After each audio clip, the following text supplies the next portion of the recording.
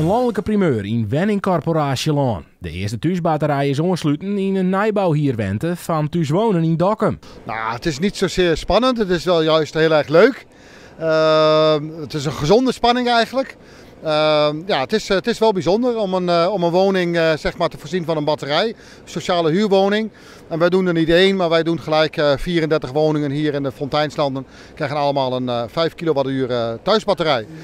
Dit wordt het nieuwe normaal. Vonden wij bijvoorbeeld 10 jaar geleden zonnepanelen nog een beetje raar. En zeker op een sociale huurwoning. Nu is dat volledig ingeburgerd. Ik durf te voorspellen, over 5 jaar, 2030, zal een batterij in een woning weer volstrekt normaal zijn. Want de opwekking en gebruik moeten op elkaar afgestemd worden. Maar een symbolische draaiknop waar de batterij omzet. Het is wat de Wenningcorporatie aanbelangt een grote stap naar slimme sociale huurwenten. Dit is een pilotproject, dus wij gaan ook de bewoners bevragen van hoe bevalt de thuisbatterij en wat voor besparing kun je realiseren.